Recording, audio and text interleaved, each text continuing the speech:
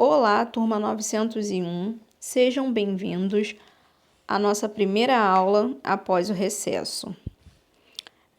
Aqui quem está falando é a professora Laísa, da disciplina de Ciências. Hoje iremos estudar sobre dinâmica. Mas o que é dinâmica? Dinâmica é uma área da física que estuda as causas dos movimentos. Então, a gente vai estudar um pouquinho o que é movimento, o que é repouso, trajetória, velocidade, aceleração, o que é o movimento progressivo, o retrógrado, o acelerado, o retardado, as leis que definem os movimentos. Bora lá, vamos estudar? Então, o que é o movimento? Um movimento nada mais é quando um objeto está num determinado lugar, num lugar A, vou dizer assim, e ele se desloca para o lado B, por exemplo. Eu tô na casa, no meu quarto e eu vou para a cozinha, por exemplo. Eu tô fazendo um deslocamento e isso significa movimento. O que é o repouso? O repouso é quando esse objeto está imóvel. Eu parei em um lugar, correto? Alguma dúvida? Quem tiver alguma dúvida, pode escrever que eu responderei, tá? Que eu tirarei a dúvida. E trajetória? O que define trajetória? Trajetória é o percurso que o movimento faz de um corpo qualquer. Quando esse objeto ele se movimenta para uma distância, eu chamo isso de trajetória. Eu faço um trajeto, ok? E velocidade é a variação dessa distância que eu comentei agora, da trajetória, na variação do tempo.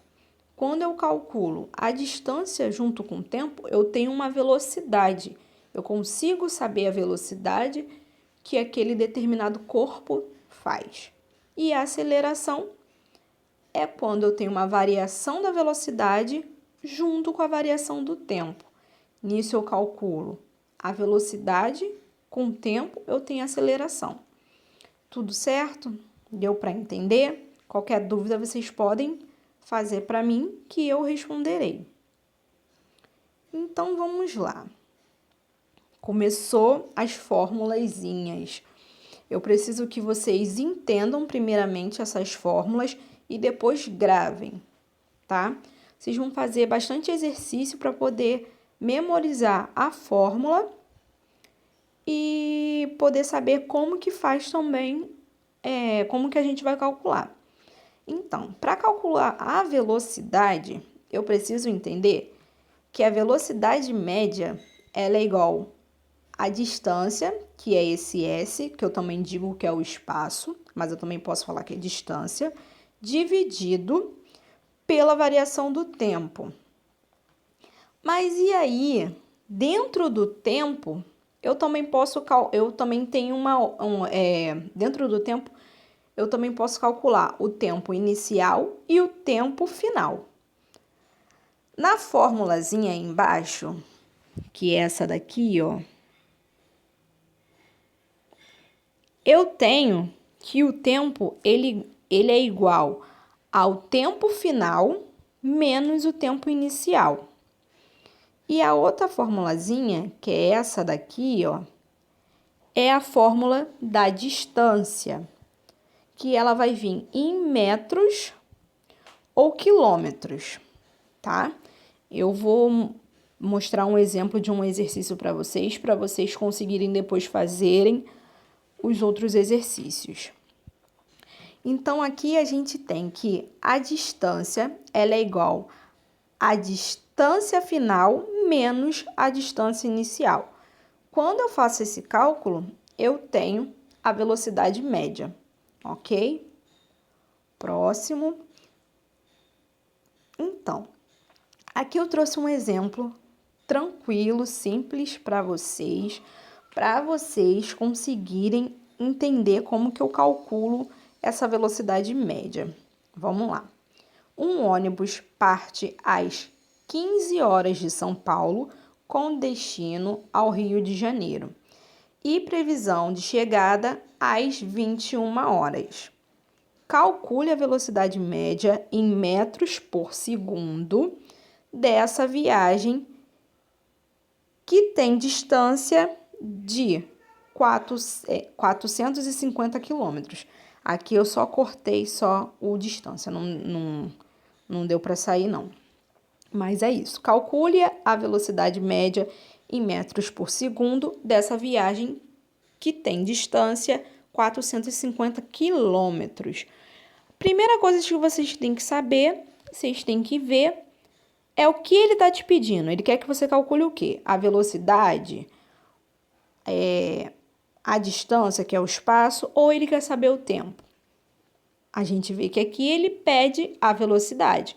Então, eu coloquei aqui que eu quero a velocidade. Depois, eu vou destrinchar o que eles estão me falando no enunciado. Ó, eu tenho a distância de 450 quilômetros. Desconsidera esse por hora aí, tá? Coloquei também quanto tempo inicial, tempo de partida. Eu saio de São Paulo às 15 horas e esse ônibus precisa chegar no Rio de Janeiro às 9 horas. Tá destrinchado. Aí eu coloquei a formulazinha aqui para vocês. Uma outra coisa muito interessante é que vocês precisam se atentar à unidade de medida que está no enunciado e também na unidade de medida que ele pede. Aqui ele pede em metros por segundo, só que o meu enunciado me dá tudo em quilômetro e por hora. O que eu vou fazer? Eu vou calcular tudinho, como já tá, né? Que é o quilômetro por hora. Eu só posso pegar quilômetro e juntar com hora. E metros eu só posso juntar com segundo. Então, eu coloquei aqui, ó, que velocidade é igual a 400 km dividido pelo tempo final, que é 21, menos o tempo inicial. Eu tenho que a velocidade é igual a 450 dividido por 60. Eu tenho que a velocidade é 75 km por hora. Olha, porém, ele quer em metros por segundo. O que eu vou fazer agora? Eu vou ter que transformar isso em metros por segundo. Aqui tem uma formulazinha para vocês fazerem isso. Então, eu vou pegar o resultado que eu achei, que é o 75 km por hora, e dividir por 3,6. Por quê? Porque quando eu quero transformar quilômetros por hora para metros por segundo, eu preciso dividir por 3,6. Mas quando eu tenho metros por segundo e quero passar para quilômetros por hora, é só eu multiplicar pelo mesmo valor, ok? Então, aqui eu peguei e dividi 75 dividido por 3,6. Tive o resultado de 20,83 metros por segundo. Vocês desconsideram esse 20,3. O certo é 20,83, ok? Agora, tem uma outra formulazinha para calcular a aceleração. A aceleração, a gente viu que é uma variação da velocidade pela variação do tempo. Então, na minha fórmula, ela fala que a velocidade média ela é igual a velocidade dividido pelo tempo. Aqui também é igual a da velocidade. Eu tenho inicial e final. Então, eu preciso que a velocidade final, para calcular a velocidade, no caso, né? Eu preciso que a velocidade final menos a velocidade inicial é o valor da velocidade. Então, aqui eu vou dividir pelo tempo final menos o tempo inicial. Vocês reparam que ele me dá um padrão, que é o metros por segundo ao quadrado, aqui, na velocidade metros por segundo e o tempo só segundo. Igual eu falei na velocidade, tem que ter esse padrão na unidade de medida. Se não tiver, vocês têm que transformar. Bora lá para o segundo exemplo, no caso esse é o exemplo da aceleração. Qual é a aceleração de um automóvel que parte do repouso e atinge a velocidade de 80 km por hora em 10 segundos? Primeiramente, o que a gente vai saber? O que a gente tem que fazer? Perdão. Saber o que ele está me pedindo. Ele quer o quê? A aceleração, ele quer a velocidade ou ele quer o tempo? Ele quer a aceleração, perdão, gente. Ele quer a aceleração. Então, a gente coloca aqui, o Azinho é igual, bota a unidade de medida do lado para não esquecer que eu preciso colocar em metros por segundo ao quadrado. E vou apresentar os dados que ele me colocou no enunciado. Ele colocou aqui que eu tenho um estado de repouso. Quando eu tenho um estado de repouso, significa que eu estou a zero. Não estou fazendo nada, é um estado de repouso. Então, eu tenho que a minha velocidade inicial, que é de repouso, é 0 km por hora. Vê também que ele me coloca aqui que o 80, que ele atingiu, né? 80 significa que ele chegou a 80. Então, eu tenho que a minha velocidade final é 80 km por hora. Olha só uma coisa interessante aqui para vocês. Aqui ele me mostra que eu atingi essa velocidade em 10 segundos. Porém, a velocidade está em km por hora. O que eu tenho que fazer aqui? Se eu tenho tempo em segundo, o que eu tenho que fazer aqui? Eu venho primeiramente para cá, ó. Eu transformo o 80 km por hora para metros por segundo. Por quê? Porque a minha aceleração ela precisa estar em metros por segundo ao quadrado, entendeu? Como eu preciso que todas estejam na mesma unidade de medida. Então, o que eu fiz? Coloquei que 80 km por hora equivale a 22,22 metros por segundo. A gente vai fazer aquele mesmo cálculo que eu coloquei para vocês, que quando eu quero transformar metros por segundo, eu divido o quilômetro por hora, eu divido por 3,6. Então, eu vou ter esse resultado. Aí, agora eu vou para a formulazinha da aceleração, onde a aceleração é igual à velocidade final menos a velocidade inicial dividido pelo tempo final menos o tempo inicial. Faço esse cálculo primeiro, diminuo em cima e diminuo embaixo. Eu tenho, então, que 22,22 dividido por 10 é igual a 2,22 metros por segundo ao quadrado. Ok, gente?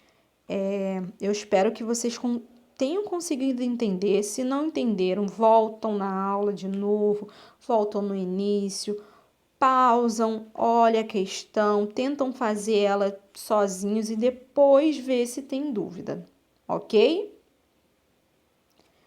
Agora a gente tem uma outra definição, que é o movimento progressivo, que é quando um corpo está se movendo no mesmo sentido dessa trajetória e essa velocidade vai aumentar. E a gente também tem o movimento retrógrado, que é quando eu tenho o corpo indo em sentido contrário a essa trajetória. Eu não estou no mesmo sentido da trajetória. Eu estou no sentido contrário dessa trajetória e essa velocidade vai acabar diminuindo. Aqui o exemplozinho. Do lado esquerdo, esse daqui é um movimento progressivo, onde eu tenho que esse carro está indo na mesma trajetória no mesmo sentido da minha trajetória. E essa velocidade, vocês podem ver aí, ó, que a velocidade está positiva, de 8 km por hora. Porém, no movimento retrógrado, eu tenho que a velocidade está diminuindo. Não sei se vocês conseguem ver aí, ó, que está negativo, menos 80 km por hora. E a setinha aqui embaixo, essa setinha aqui, ó, tá mostrando que tá indo para a direita. E o carro tá indo para a esquerda. Então, eu tenho um sentido contrário, né, dessa trajetória. Logo, eu classifico como movimento retrógrado. Outro movimento também é um movimento acelerado, quando a velocidade de um corpo aumenta a cada segundo. Quando eu tenho um corpo em grande velocidade e essa velocidade está aumentando, eu tenho um movimento acelerado. Porém, quando essa velocidade diminui, ela vai aos poucos diminuindo, eu tenho um movimento retardado. Show, gente? Vocês conseguiram entender a diferença do acelerado para o retardado e o movimento retrógrado do movimento progressivo? Agora a gente vai para as leis de Newton, que são 3 leis importantes, que primeiramente eu quero que vocês entendam essa lei para depois vocês gravarem ela, tá? Mas eu preciso que vocês entendam. Bora lá. A primeira lei é a lei de Newton, né? A primeira lei de Newton também é conhecida como a lei da inércia. O que essa lei diz? Ela diz que todo corpo continua em seu estado de repouso ou de movimento, a menos que seja forçado a mudar aquele estado por uma força aplicada a ele. Trouxe aqui um exemplo do cavalo. Quando uma pessoa está em cima do cavalo, numa velocidade, ele está correndo, e por alguma outra questão, esse cavalo para, né? Ele dá um movimento retardado, né? Ele diminui a velocidade. O que acontece? Essa pessoa, se não estiver atenta, ela vai cair. Ele está voando aí, ó, ele está indo lá para frente. E então, isso significa que o corpo estava em velocidade, correto? Só que por uma força maior, que no caso é aqui a parada do cavalo, o corpo continuou em movimento e deu essa parada. Vocês conseguiram entender? Qualquer dúvida, vocês me perguntam, tá, gente? E a gente tem a segunda lei de Newton, que também é conhecida como os princípios fundamentais da dinâmica. O que essa lei define? Define que a mudança de um movimento é proporcional à força imprimida a ela e é produzida na direção da linha reta na qual aquela força é aplicada. O que isso significa?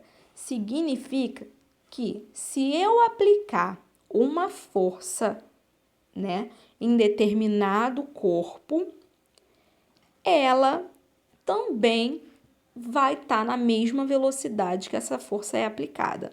Aí a gente tem aqui a fórmula, que é a força, né? Ela é igual a massa, que é a massa do corpo, vezes a aceleração que eu coloco nesse corpo. Aqui eu trouxe o exemplo 1, que é o cara mexendo nesse motor aí, ó. E ele tá fazendo uma força sobre esse peso, que é a massa do motor. Então, eu tenho uma aceleração, né? Então, eu tenho essa aceleração. Aí, na segunda figura, eu tenho um outro cara fazendo uma força sobre uma outra massa, que é a do carro. Então, eu vou ter uma outra aceleração. Eu queria que vocês pensassem um pouco Se na figura 1 eu preciso colocar uma força maior ou uma força menor? Se eu coloco uma força maior sobre o motor, eu vou ter uma aceleração maior, correto? Aqui no do carro, por a massa ser maior, né? Eu preciso colocar mais força ainda para eu ter uma aceleração. Tudo depende da massa do objeto, correto? Última lei, terceira lei de Newton. Ela me diz que em toda situação de dois corpos há uma reação oposta e de igual intensidade. Vamos entender pela essa figura que está aí. Eu tenho uma pessoa em movimento. Se essa pessoa está em movimento, e essas duas pessoas, perdão, estão em movimento, e elas baterem, colidirem, eu vou ter uma reação oposta. Elas vão, cada uma vai para um lado, entendeu? A menina vai para o lado esquerdo e o menino vai para o lado direito. Quando eu bater, eu vou ter uma intensidade, a mesma intensidade. Porém, eles vão ter reações opostas. Cada um vai para um lado, ok? Eu espero que vocês tenham entendido a terceira lei de Newton. Então, agora eu vou falar um pouquinho para vocês da tarefa de casa. Eu vou passar, eu peço para vocês lerem o recado que eu deixei no portal com os respectivos exercícios a serem feitos, que na outra semana eles serão corrigidos, ok? Gente, muito obrigada por assistirem a aula. Eu espero que vocês tenham bons estudos. Estudem, não deixe passar, acumular material, matéria. Qualquer dúvida, podem me chamar, tá bom? Um beijo.